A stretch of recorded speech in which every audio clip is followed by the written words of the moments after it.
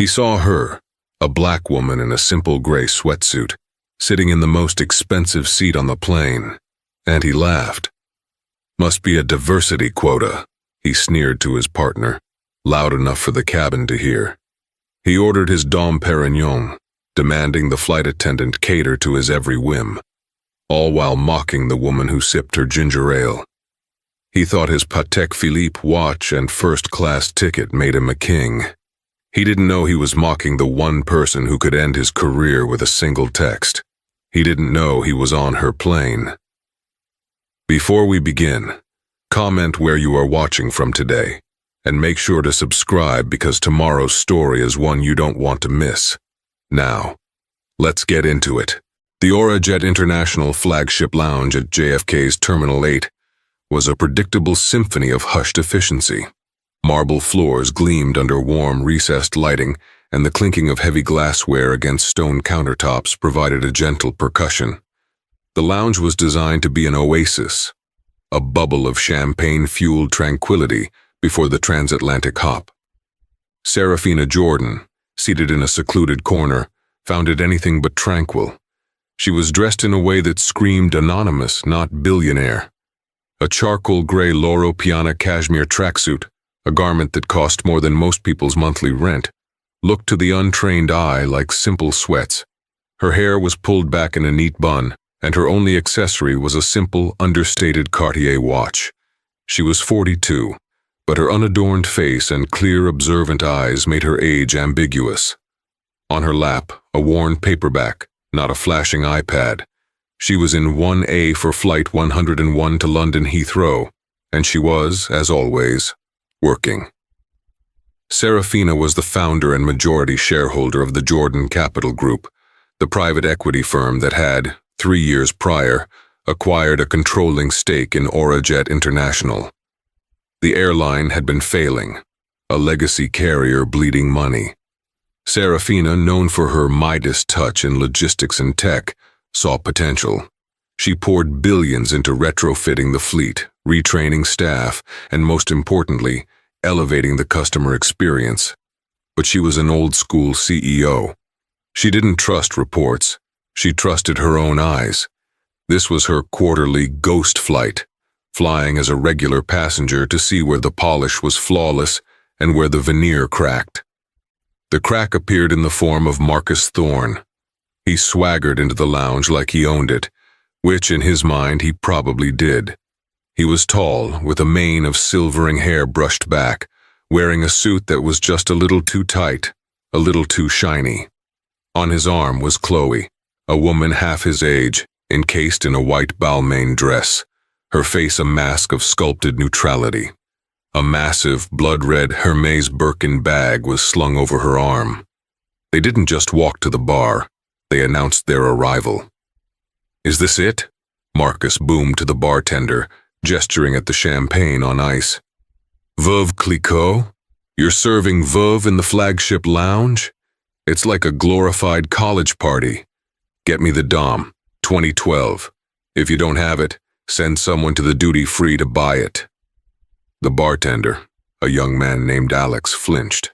"Sir, the Dom Perignon is reserved for the in-flight seller on our London route." "Then what am I paying for?" Marcus snapped. "This." He tapped his wrist, where a Patek Philippe Nautilus gleamed. "This watch costs more than your salary. I don't drink commuter champagne." Chloe giggled, a sound like tiny, sharp bells. "He's just so particular, darling." Serafina watched, her eyes narrowing. She knew for a fact that the 2012 Dom was stocked, but also that it was against lounge policy to open it here. The bartender was following the rules. She made a small note on her phone, time-stamping the incident. "JFK T8 Lounge, 6:15 p.m., M. Thorne, self-ID'd Patek. Abusive to staff Ari Champagne." Alex, bartender, held composure well, but lounge manager should have stepped in. She returned to her book, tuning them out as the pre-boarding announcement for Flight 101 began. She gathered her simple Tumi carry-on and headed toward the gate, joining the first class and Aura Executive Platinum line. She was third in line when Marcus and Chloe pushed past two other passengers to stand directly behind her. Marcus was still complaining. It's absurd. The whole point of flying first is to be separated from, well, you know. He looked at Serafina's back. He saw the gray sweatsuit, the simple sneakers, the nondescript bag. He leaned into Chloe and said in a stage whisper that was designed to be heard, "Must be an employee, probably a non-revenue ticket. They really should make them board last. It just cheapens the whole experience." Serafina didn't turn. She didn't react. She simply waited for the gate agent to scan her boarding pass. "Welcome, Miss Jordan," the agent said with a professional smile. "Thank you," Serafina replied, her voice warm but quiet. She stepped onto the jet bridge. Behind her, she heard Marcus laugh. Jordan, probably a diversity hire from baggage handling who won a raffle. Amazing. Serafina Jordan, the diversity hire, walked down the carpeted ramp, turned left into the exclusive first-class cabin of the Boeing 777-300ER, and settled into Suite 1A, the most private and spacious seat on her entire aircraft. The Aurajet First-Class Sky Suite was Serafina's flagship project. Each of the 8 suites was a private cocoon of brushed aluminum, cream leather, and soft, close mahogany doors. Serafina had personally overseen the design, from the thread count of the pajamas to the weight of the silver-plated cutlery. She stowed her Tumi bag, slipped off her sneakers, and put on the provided slippers. She declined the pre-departure pajamas, preferring to change later. She was analyzing the new amenity kit, a sleek leather case by a sustainable British brand, Aspinal of London, when Marcus Thorne and Chloe arrived. Their seats were 1C and 1D, the adjacent center suites. Marcus stopped dead when he saw Serafina in 1A. His eyes raked over her, from her simple bun down to her gray socks. He visibly recoiled, as if finding a bug in his salad. Chloe just stared. "Oh," she said, her voice dripping with disappointment. "You've got to be kidding me," Marcus muttered. He flagged down the lead purser, a polished woman in her 50s with a name tag that read Evelyn Shaw. "Excuse me," Marcus said, not bothering to lower his voice. "I believe there's been a mistake. We are in 1C and D, but I was under the impression this cabin was exclusive." Evelyn, a 25-year veteran of the skies, pasted on her customer service smile. "Welcome aboard, Mr. Thorne. Aurajet First is our most exclusive cabin. Is there a problem with your suite?" "The problem," Marcus said, gesturing unsubtly at Serafina, "is her. In 1A. Is that really a full-fare passenger?" Serafina didn't even look up from the amenity kit. She was testing the zipper. Evelyn's smile faltered for a fraction of a second.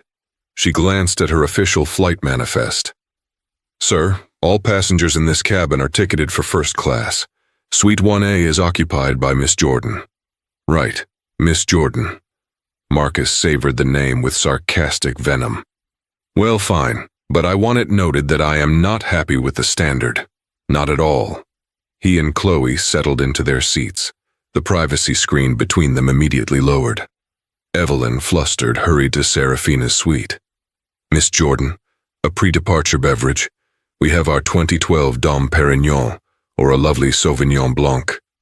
"I'll just have a ginger ale with ice and a lime, please," Serafina said, smiling up at her.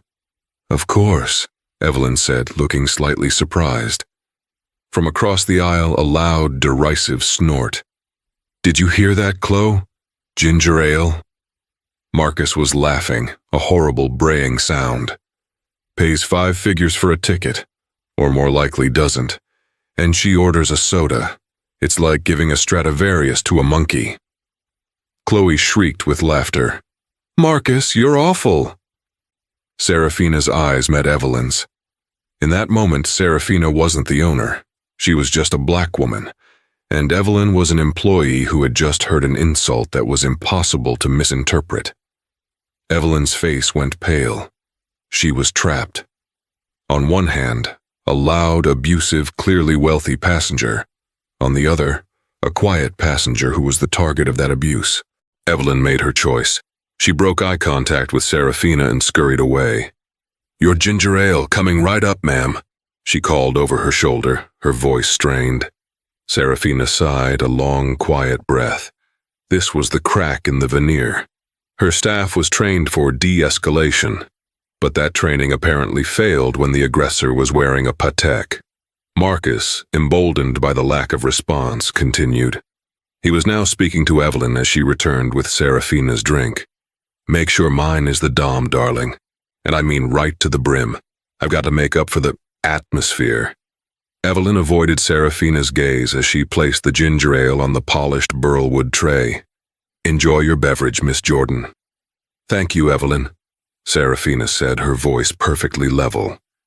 As the purser left, Serafina took another note on her phone. "Aurajet 101, 7:05 p.m. Passenger M. Thorne, 1C. Racially motivated harassment. Monkey. Diversity quota. Purser E. Shaw witnessed incident. Failed to intervene. Failed to file a passenger conduct report. Serious training deficit." She took a sip of her ginger ale. The flight hadn't even left the ground, and her review was already scathing. She was angry, but she was also methodical. This wasn't just an insult. It was a data point. A very, very expensive data point. The heavy doors of the 777 closed with a pneumatic hiss. The captain's voice came over the PA, welcoming them on the 6-hour, 20-minute flight. As the plane began its taxi toward the runway, Marcus raised his glass of champagne in Serafina's direction, a mocking toast. "To diversity," he sneered. Serafina met his gaze for the first time. She didn't scowl, she didn't frown. She just looked at him. An unblinking, analytical, appraising stare. It was the same look she gave a balance sheet just before she gutted a company's entire non-performing division. The look was so devoid of the reaction he wanted, anger or shame, that it unnerved him. He dropped his gaze first, turning back to Chloe with a grumble. Serafina Jordan closed her suite door, the do not disturb light glowing amber. The battle was over for now. The war, she knew, would resume at 38,000 feet. The ascent was smooth, a powerful, quiet climb that pressed them all gently into their seats. Once at cruising altitude, the fasten seatbelt sign pinged off, and the cabin crew sprang into their polished ballet of service. Serafina opened her laptop. She had a $1.2 billion acquisition proposal for a green energy logistics firm to review. For an hour, the only sound in her suite was the gentle hum of the engines and the quiet clicking of her keys. Then the meal service began. This was the centerpiece of the Aurajet first experience, and Serafina was keen to see its execution. The issues started with a junior flight attendant named Ben Carter. Ben was in his early 20s, and Serafina could see the nervous energy radiating from him. He was assigned to Marcus and Chloe. "You're amuse-bouche, Mr. Thorne," Ben said, his hand shaking slightly as he placed the tiny, intricate dish of seared scallop. "And Miss Davies, your chilled cucumber soup." "It's about time," Marcus grumbled, not looking up from his iPad. "And this wine," he said, swirling the Chassagne Montrachet. "It's not cold enough. Take it back. Bring me the whole bottle and a bucket of ice. I'll pour it myself. Clearly you can't be trusted." Yes, sir. Right away, sir," Ben stammered. As he turned, his elbow brushed the edge of Marcus's water glass, which was dangerously close to the aisle. A few drops of water splashed onto the plush carpet. Marcus exploded. "You clumsy oaf, are you an idiot? This is a $4,000 suit. You could have ruined it. Get me your superior. Now." Ben froze, his face ashen. "Sir, I'm so sorry, it was just water." "Now!" Marcus roared. The cabin, which had been a cocoon of privacy, was suddenly on high alert. The other 4 passengers, A Japanese businessman, an elderly British couple, all had their doors open. They were watching. Evelyn Shaw, the purser, rushed over, her face a mask of practiced calm. "Sir, what seems to be the problem?" "Your boy here," Marcus spat, "is incompetent. He nearly soaked me. I want him out of this cabin. Get him out of my sight. He can go serve the animals in economy where he belongs." This, Serafina thought, was the moment. This was where Evelyn was required by company policy to defend her crew and de-escalate the passenger. The policy was clear. Orajet maintains a zero-tolerance policy for abuse toward its staff. Serafina watched, waiting. Evelyn looked at Ben's terrified face, then at Marcus's purple, enraged one. "Ben," Evelyn said, her voice tight, "go to the galley. Assist with the main cabin prep. I will handle first-class service for Mr. Thorne." Ben looked crushed. "Evelyn, Go, now." Ben nodded. His shoulders slumped and fled the cabin. Serafina's fingers flew across her phone. 9:30 p.m. M. Thorne. Abusive conduct toward F.A.B. Carter. Purser E. Shaw failed to defend staff. Ceded to abusive passenger demands. Removed F.A. from his station. Catastrophic leadership failure. Evelyn turned back to Marcus, her smile now verging on desperate. "Mr. Thorne, I do apologize. Your next course is coming right up. And of course, a fresh bottle of the Montrachet. On the house." "It's already on the house, woman," Marcus sneered. "It's first class." "Of course, sir," Evelyn said, bowing her head and retreating. Serafina had seen enough. This was no longer a review. It was an intervention. She pressed the call button. Evelyn appeared a moment later, her composure barely holding. "Yes, Miss Jordan." "Evelyn," Serafina said, her voice low but carrying. "I'd like to see the passenger conduct report forms, please, and the captain's incident log." Evelyn's blood ran cold. This was not a request a normal passenger made. Ever. "Ma'am, those are internal documents. I'm not permitted to." "You're not permitted, or you haven't started one?" Serafina asked. Before Evelyn could answer, Marcus leaned out of his suite, having heard the exchange. "Trouble in paradise, sweetheart? Are they not treating you right? Maybe they ran out of ginger ale." He laughed, and Chloe joined in. "Maybe she wants to file a complaint that the seat is too big." Serafina ignored him, her eyes locked on Evelyn. "You are the lead purser on this flight. You have a passenger in 1C who has, in the last 2 hours, violated 3 separate Orajet carriage policies. He has been racially abusive, he has verbally assaulted a member of your crew, and he has created a hostile environment for every other passenger. Your response was to punish your crew member and offer the aggressor more champagne. Explain your reasoning." The entire cabin went dead silent. The only sound was the roar of the engines. Evelyn's jaw worked, but no sound came out. Marcus stood up. "Now you listen here," he said, stepping into the aisle. "Who in the hell do you think you are? You're a passenger. A very lucky one at that. You don't get to review the staff. You don't get to question me. You sit there, drink your little soda, and be quiet." He took a step toward her suite. "In fact, I'm tired of looking at you. Evelyn, I want her moved. Put her in the back, I don't care. Get her out of first class."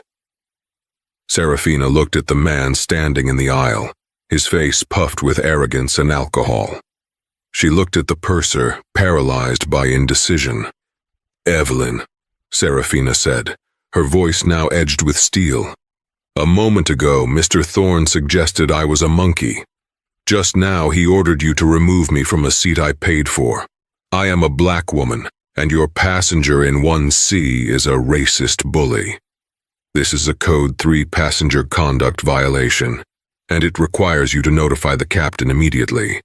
Why have you not done so?" Evelyn stammered. "Miss Jordan, it's a delicate situation. Mr. Thorne is one of our top-tier flyers. He's a top-tier bigot is what he is," Serafina said. This broke Marcus. You bitch, he yelled.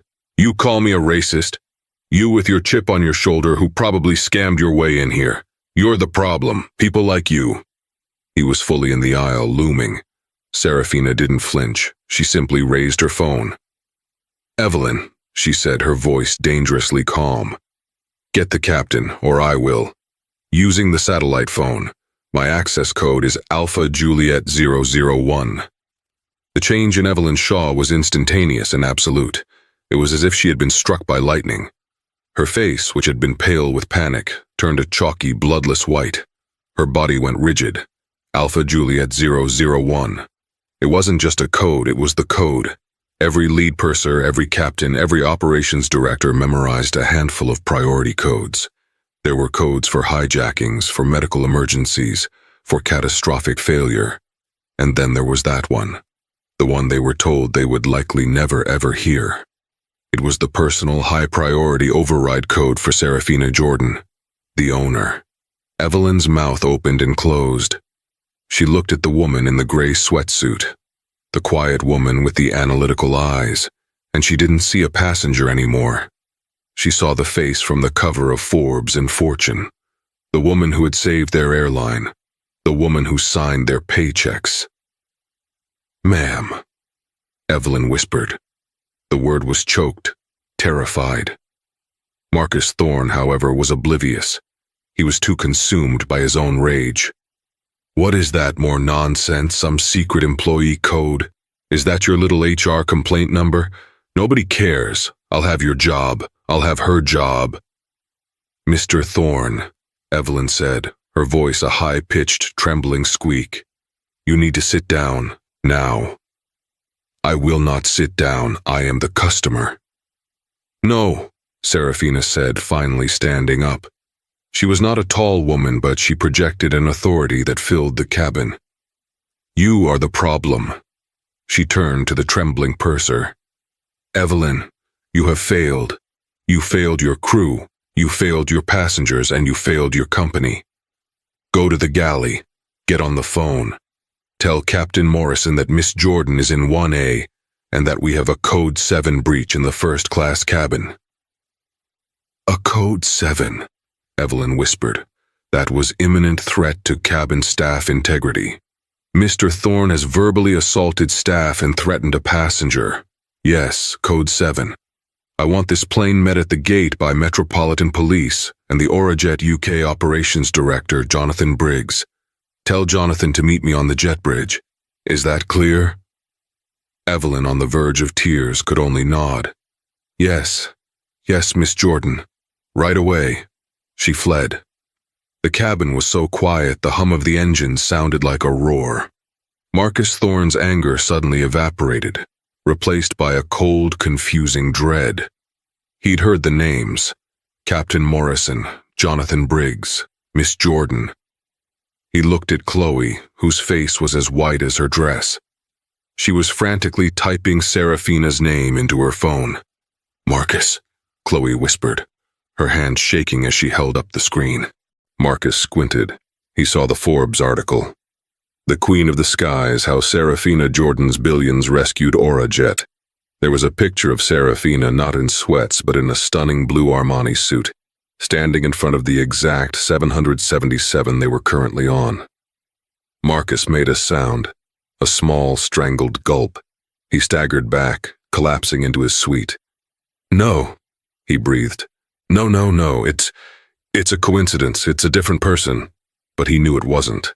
The eyes, the calm, appraising eyes were the same. He looked at Serafina, who was still standing. Miss Jordan, he stammered, his voice suddenly sycophantic. I think there has been a terrible misunderstanding. I had no idea. No idea of what, Mr. Thorne? Serafina's voice was ice. That I owned the plane. Does that make me less of a monkey? Does my net worth change the fact that you thought I was a diversity hire who didn't belong? I was joking, he pleaded, a bead of sweat tracing a line down his temple. It was banter, just cabin banter. Right, Chloe? Chloe looked like she was going to be sick. I don't feel well, she whimpered, closing her suite door. You weren't joking, Serafina said. You were articulating your worldview. You believe your money makes you superior. You believe your race makes you superior.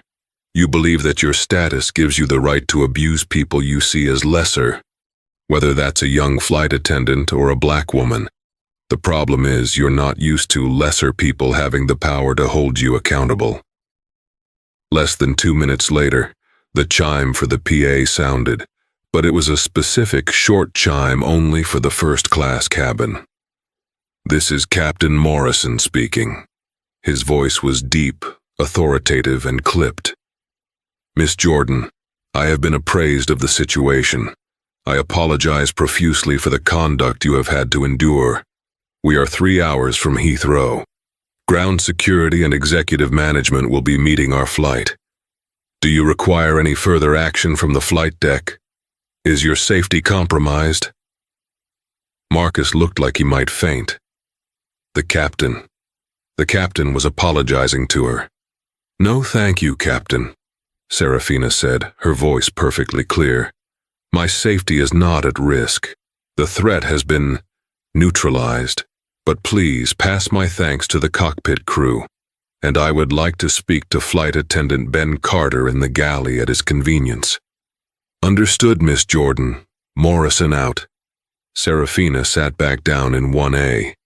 She looked at Marcus, who was now a puddle of terror in his $4,000 suit. Please, Miss Jordan, he begged, leaning out. My job. I'm a partner at Greystone Capital. We do business with airlines.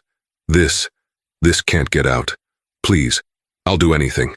I'll donate to your favorite charity, a large amount.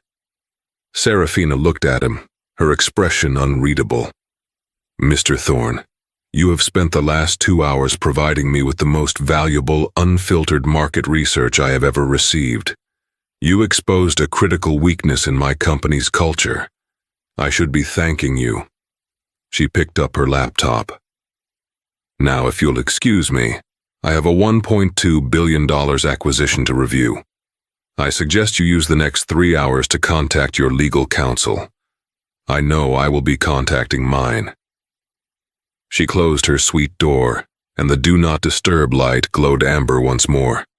For Marcus Thorne, it was the end of the world. For the remainder of the flight, the first-class cabin of Aurajet 101 was a tomb. The meal service was not resumed. The lights were dimmed, but no one slept. The other passengers, having witnessed the entire drama, stayed silent, occasionally exchanging wide-eyed glances. Chloe never reopened her suite door. Muffled sobs could be heard from within. Marcus Thorne sat ramrod straight, his face slick with a cold sweat. He didn't drink. He didn't move. He just stared at the bulkhead, his empire crumbling in his mind. He knew what contacting legal counsel meant. This wasn't just a customer service complaint. This was a corporate-level incident. Meanwhile, in the forward galley, a different scene was playing out. Serafina had stepped out of her suite and quietly entered the galley, where Ben Carter and a terrified Evelyn Shaw were standing. Serafina first addressed the young man. Ben. Is it Ben Carter? Yes, ma'am. Miss Jordan, ma'am, he stammered. Ben, I saw what happened. You were professional. You were polite. You were targeted by that man, and you did nothing wrong. I want to be very clear about that. Thank you, ma'am, Ben said, relief washing over his face. What you saw from your lead purser, however, she said, her voice hardening as she turned to Evelyn, was an abject failure. You threw him to the wolves. You broke your own company's protocol. Evelyn burst into tears. Miss Jordan, please. He was so aggressive. I have a mortgage. I have kids. I was scared he'd file a report that I'd be fired. I was just trying to keep the peace. You weren't keeping the peace, Serafina corrected her. You were sacrificing your crew to appease a bully.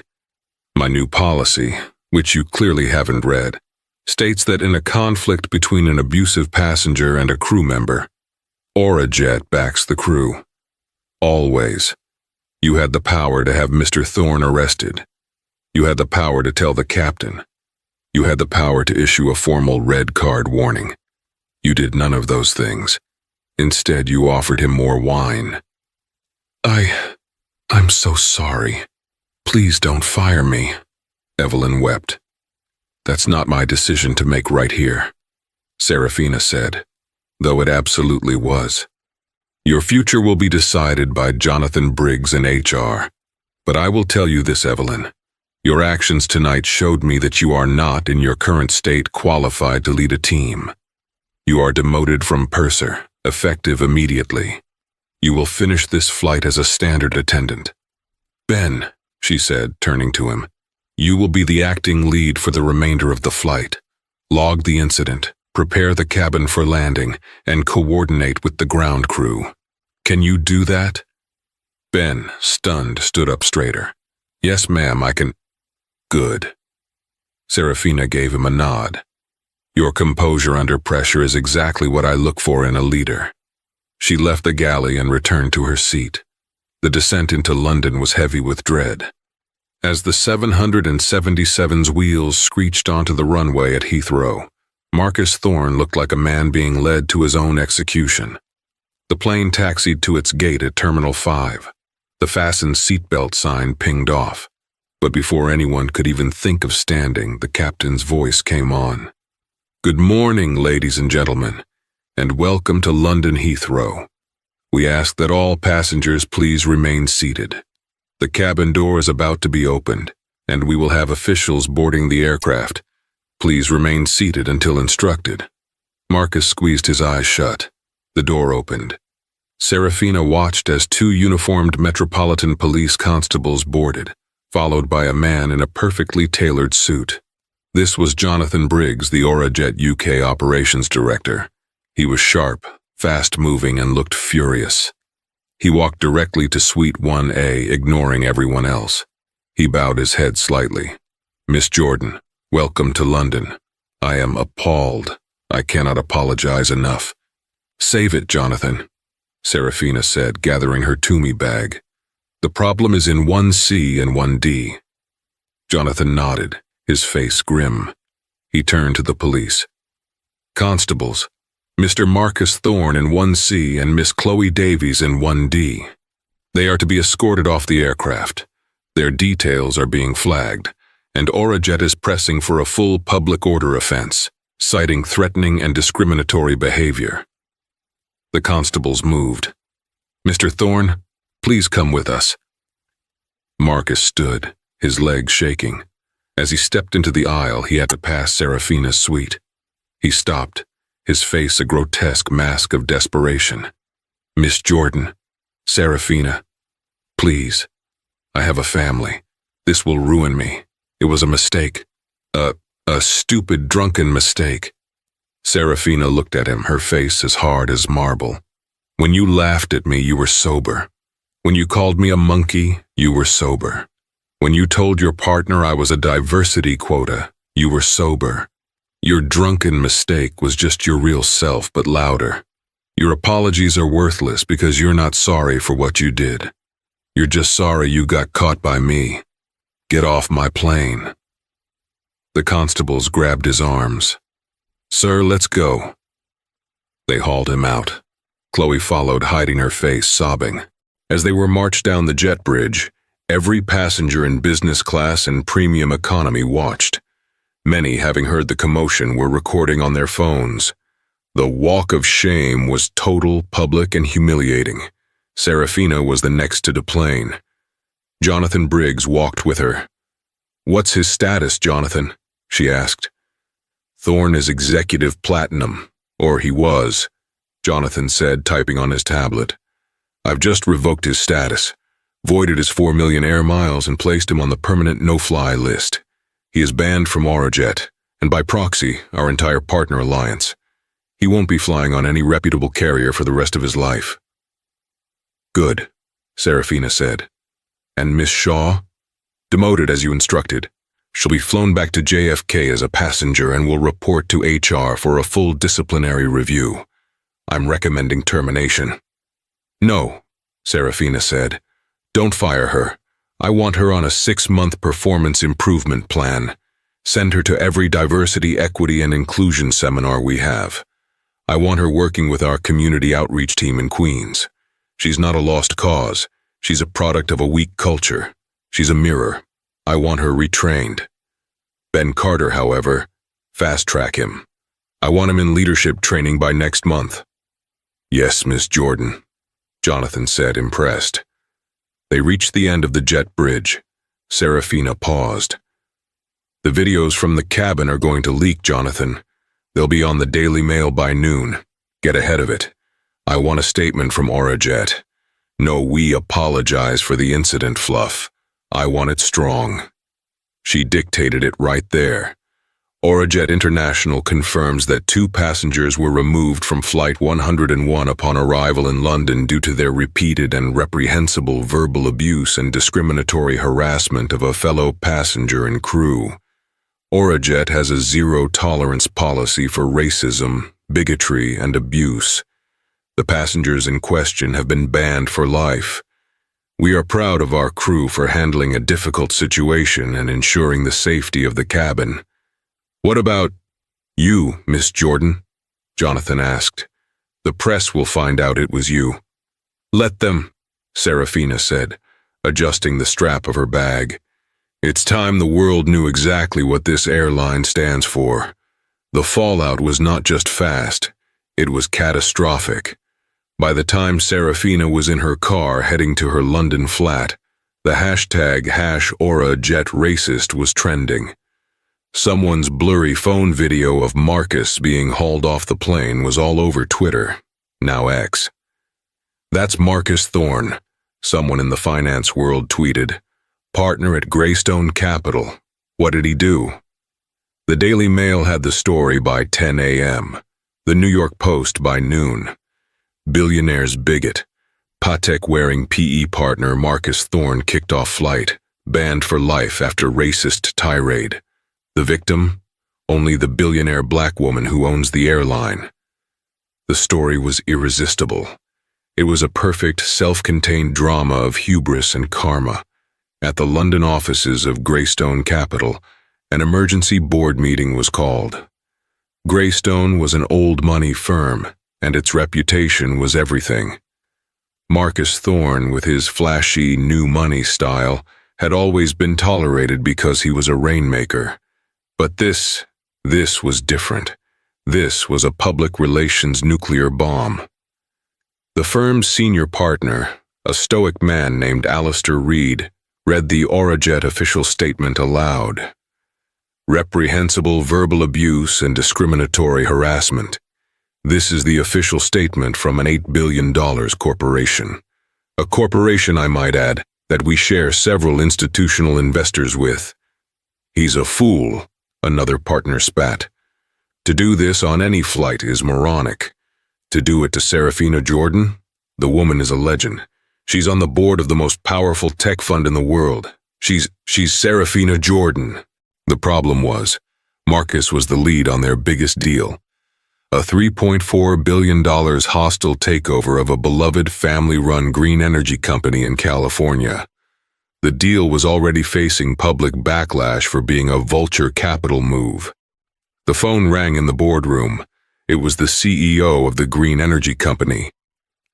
"Alistair," the CEO's voice was frigid. "I just saw the news. We are, effective immediately, rejecting your offer. We will not, under any circumstances, allow our company, our employees, or our legacy to be associated with the kind of culture represented by Mr. Thorne. Any further attempts at contact will be considered hostile harassment. We are done." The line went dead. The $3.4 billion deal, which would have netted Greystone a fortune, was gone. Evaporated. Alistair Reed looked at his partners. The decision was unanimous. Marcus was still being processed at the Heathrow police station. He was released with a fine and a caution. When his corporate Amex was declined, his company phone buzzed. It was an email from Alistair Reed. The subject: termination of employment. "Marcus," the email began, Your actions on Orajet 101 were not just a personal embarrassment. They were a direct and catastrophic violation of the Greystone Capital Code of Conduct. Your reprehensible behavior, as Orajet so accurately put it, has directly resulted in the collapse of the Evergreen Energy deal, costing this firm billions in potential revenue and inflicting incalculable damage to our reputation. You are fired, effective immediately, for cause. All unvested stock options are forfeit. Your partnership is dissolved. Do not come to the office. Your personal effects will be couriered to you. We are done. Marcus dropped his phone. It clattered to the floor of the police station lobby. For cause. That meant no severance, no golden parachute. All his unvested stock. That was tens of millions of dollars. Gone. In 6 hours. From JFK to LHR. He had flown from the top of the world to rock bottom. Chloe had it just as bad. As an influencer, her currency was her image. But the image of her hiding her face, being escorted off a plane, was not one her sponsors, Dior, Revolve, and a dozen high-end wellness brands, wanted to be associated with. By the end of the day, her contracts were all terminated, citing morality clauses.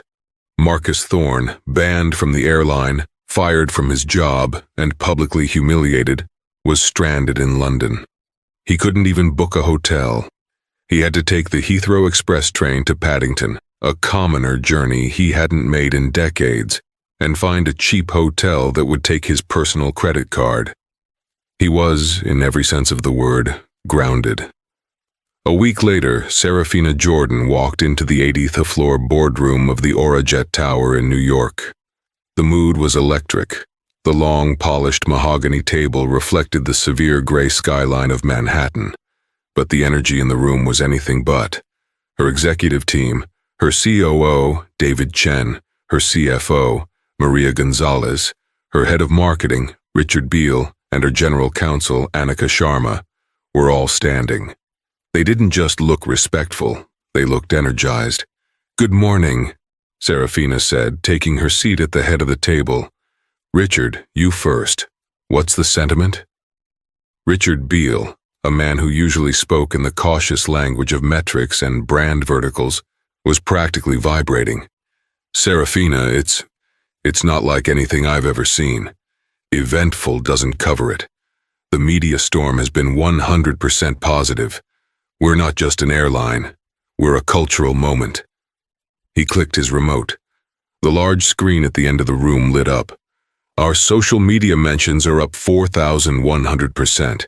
The hashtag #OrajetAccord, which we didn't even create, is trending.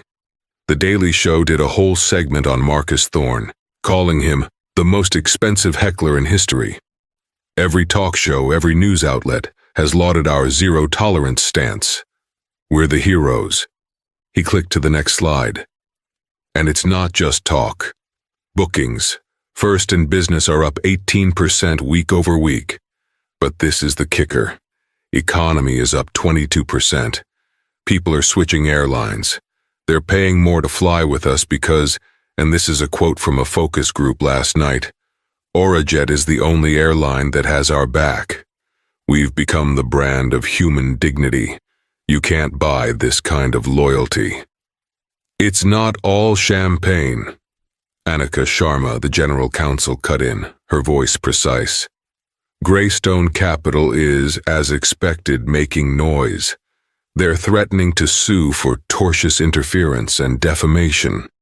They claim our public statement about Thorne's reprehensible behavior directly led to the collapse of their $3.4 billion Evergreen Energy deal." David Chen, the COO, scoffed. "Alastair Reed is a dinosaur. They're bleeding, they're just lashing out." "It's a bluff," Serafina said, her voice cutting through the chatter. The room went silent. "A noisy, desperate bluff. Annika, I want you to send a reply to Greystone. Inform them that we will not be retracting our statement, as it is factually accurate. Furthermore, inform them that if they proceed with this frivolous lawsuit, we will countersue for harassment and file a motion to unseal the entire passenger and crew testimony from Flight 101. including Miss Davies's. I doubt Mr. Thorne's partners want the full transcript of his monkey monologue read in open court. Annika smiled, a thin, sharp expression. Understood. They'll be silent by 5 o'clock. Good. Serafina leaned forward, lacing her fingers. Now let's talk about why we're really here. Richard, I appreciate the good news, but we are not heroes. We got lucky. We got lucky that the passenger Marcus Thorne decided to racially abuse was me. The owner. What if it had been a teacher from the Bronx who'd saved up for 5 years for that seat? What if it had been a junior executive on her first business trip? The system failed, she said, her voice dropping to a dangerous quiet. Evelyn Shaw, a 25-year veteran, caved like a wet paper bag. She threw her own crew member to the wolves to appease a bully. That is our culture. That is the cancer I've been talking about. We weren't a brand of human dignity last week. We were a brand of cowardice, and we got caught. The only difference is, I was the one who caught us. The room was stone silent. So, she said, we're going to change. Not our marketing, not our image, our bones. Today we are announcing the Aurajet 101 Accord, and it is non-negotiable. The screen changed to a new slide. It had 3 simple, powerful points. First, the one warning protocol. Any passenger, regardless of status, I don't care if he's executive platinum or the King of England, who uses abusive, discriminatory, or threatening language to staff or another passenger, gets one formal verbal warning.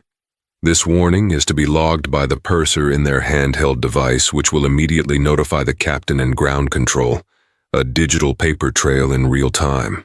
Second, the red card.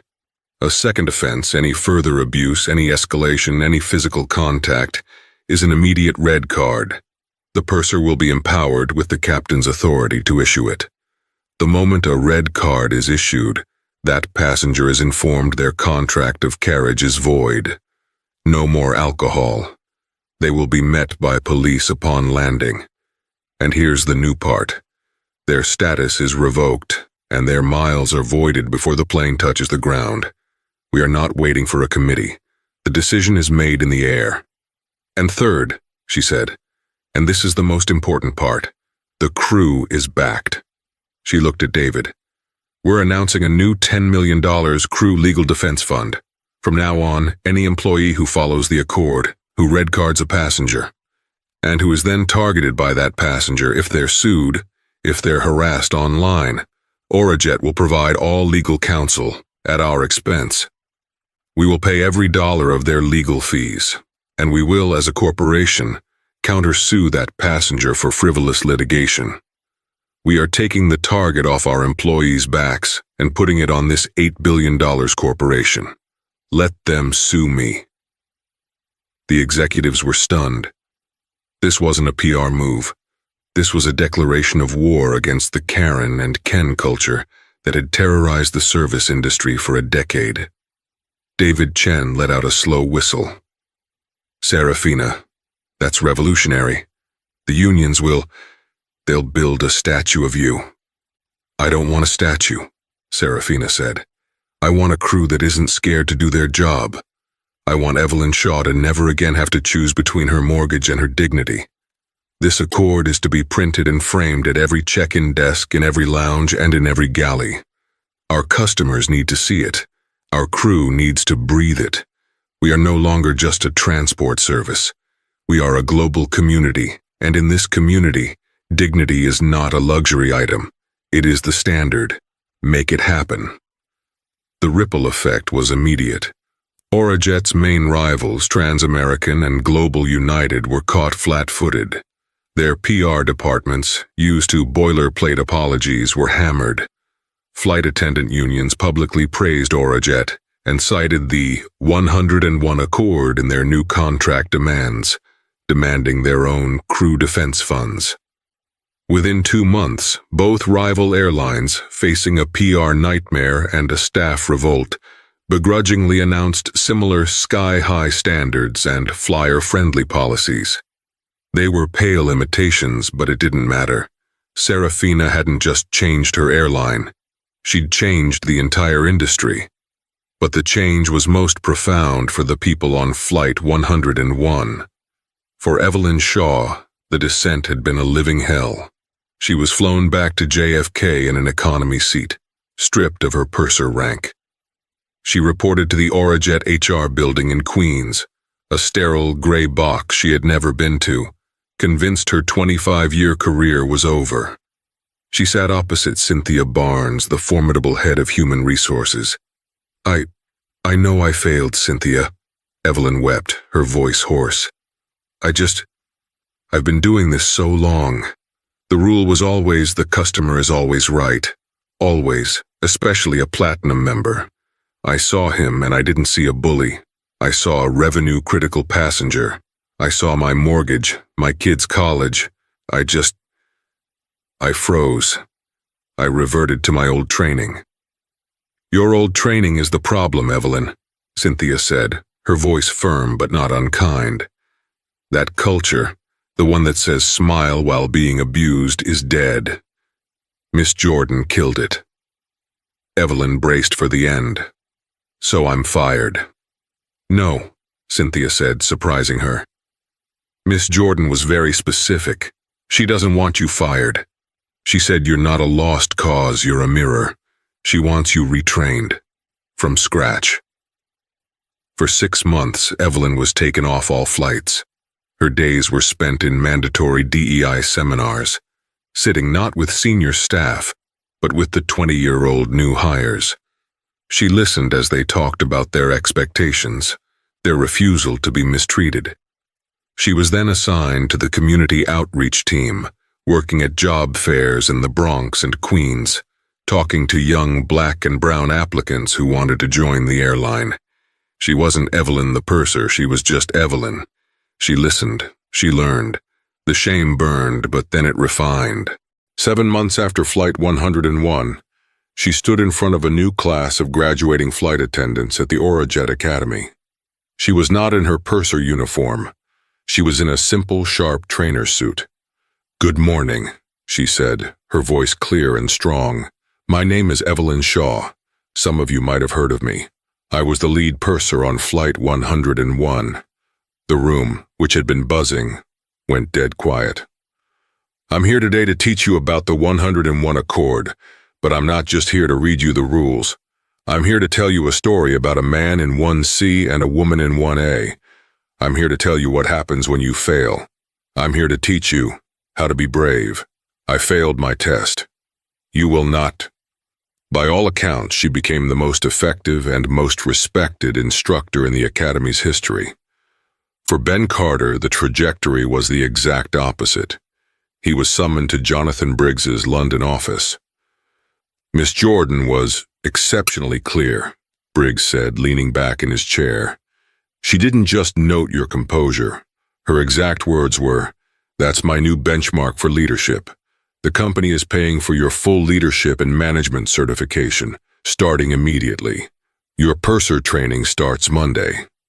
"Sir," Ben stammered, I just did my job. "No, Ben," Jonathan corrected him. "You did her job. You were the only one in that cabin who remembered what our values are, even when your own superior forgot. That's not doing your job. That's setting the standard. Welcome to management." A year later, purser Ben Carter led his pre-flight briefing for the flagship London to Singapore flight. He was sharp, confident, and had the unflinching respect of his crew. "Listen up, team. Full flight 280 souls. I want a clean, safe, and respectful service. And remember," he said, tapping the framed 101 Accord on the galley wall, "I back you 100%. You see something, you say something. We don't tolerate abuse. Not for a platinum member, not for a celebrity, not for anyone. We are in this together. Got it?" The crew's "yes, sir" was sharp and motivated. And for Marcus Thorne, the fall was bottomless. His wrongful termination lawsuit against Greystone Capital was laughed out of court. The judge, in a scathing 12-page dismissal, called it a frivolous and narcissistic attempt to blame others for his own odious behavior. He was ordered to pay Greystone's legal fees. He was a pariah. No firm in New York, London, or Hong Kong would touch him. He wasn't just unemployed. He was a reputational risk. Chloe Davies, the woman in 1D, had released a tearful tell-all video, which garnered 3 million views, about how Marcus was always abusive and she was so scared. She'd sold the story and the blood-red Birkin bag and disappeared with a new, younger tech bro. The New York Post ran a gleeful follow-up 6 months later. Where is the Orajet racist now? They'd found him. They snapped a picture of him, 30 pounds heavier, in a stained polo shirt, outside a rundown golf course condo in Boca Raton. The $3.4 billion deal-maker was gone. The ultimate karma, however, came a year later. Marcus Thorne, having burned through his liquid assets, was at the Fort Lauderdale airport. He was at the Spirit Airlines counter, arguing with a gate agent. "What do you mean $65 for the carry-on? It's absurd, I am. Don't you know who I am?" The agent, a young woman with pink hair, didn't even look up from her screen. "Sir, I just know you're $65 short for the bag. Pay or it stays." His hand trembled, not with power but with pathetic rage. He, Marcus Thorne, who had commanded billions and demanded Dom Perignon, was defeated by a budget airline bag fee. He paid. 2 years later, Serafina Jordan was in 1A on the new, ultra-long haul from New York to Singapore. A new purser, a young man named Leo, approached her. "Welcome aboard, Miss Jordan. It's truly an honor to have you. A pre-departure beverage? The 2012 Dom is chilled and ready." "I'd love one, Leo. Thank you," she said. As he poured, a man in 1D, also in a Patek, grumbled loudly. "The service is slow. Can we get this thing moving? I have a meeting." Leo paused. He turned to the man in 1D, his smile polite but firm. "Sir, we'll be with you in just 1 moment. All our first-class passengers will receive the same excellent service. We appreciate your patience." The man in 1D looked surprised for a second, then just nodded. "Fine. Thank you." The expectation had changed. The fear was gone. Serafina smiled, accepting her glass. She took a sip of the champagne, the bubbles crisp and perfect. She looked out the window as the massive engine spooled up. She closed her eyes, and for the first time truly relaxed on one of her own planes. The Accord was working. Her plane was safe. That right there is what happens when arrogance and prejudice crash into quiet, unshakable power. Marcus Thorne thought his money bought him the right to be cruel, to laugh at a black woman just for existing in his space. He didn't realize he was just a loud-mouthed guest in her house, and she had every right to throw him out. The karma in this story is so powerful because it wasn't just about being banned from a flight. It was about his entire world, built on a foundation of entitlement, crumbling to dust. His wallet, his reputation, his career, all gone because he couldn't stand to see a black woman in first class. What did you think of Marcus's downfall? Was it hard enough? Do you think Evelyn the purser deserved her second chance?